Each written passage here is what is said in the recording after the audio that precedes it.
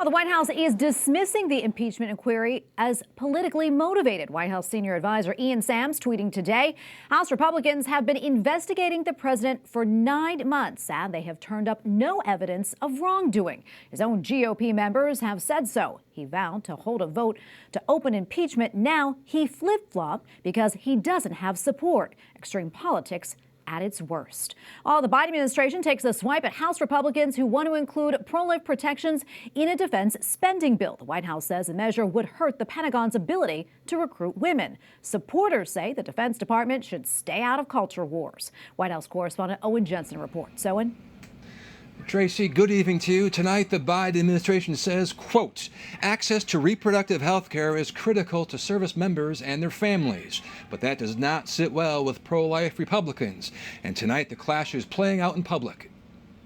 The White House says President Joe Biden will veto a proposed defense spending bill if it passes Congress. The measure, known as H.R. 4365, includes pro-life protections. That's a problem for the White House, which writes, the administration opposes those provisions that limit access to non-covered reproductive health care. The Office of Management and Budget also complains Republican spending cuts would endanger critical services, writing, these levels would result in deep cuts to climate change and clean energy programs, essential nutrition services, law enforcement, consumer safety, education, and health care. But Republicans on Capitol Hill defend their proposals. California Representative Ken Calvert earlier wrote, this bill rejects many of the Biden administration's misguided funding proposals, such as climate change initiatives, far-left social policies, and shrinking the Navy, ensuring that the Department of Defense focuses on its mission, not culture wars. Meanwhile, North Korean leader Kim Jong-un arriving in Russia on an armored train.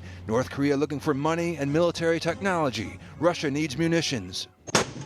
Analysts say North Korea may have tens of millions of aging artillery shells and rockets. And at the State Department today, any transfer between of arms from North Korea to Russia would violate multiple United Nations Security Council resolutions. It would be a sign of the desperate state in which the Russian government finds itself. And Russian President Vladimir Putin is weighing in on the indictments against former President Donald Trump. Putin, speaking at an economic forum today, asserted that the criminal cases against Trump are political revenge that show the fundamental corruption of the United States. Also tonight, the Biden administration is defending a controversial deal to release a hold on $6 billion of Iranian money in exchange for American prisoners being held there. Opponents of the deal say it's akin to handing money over to state sponsors of terror. At the White House, Owen Jensen, EWTN News Nightly.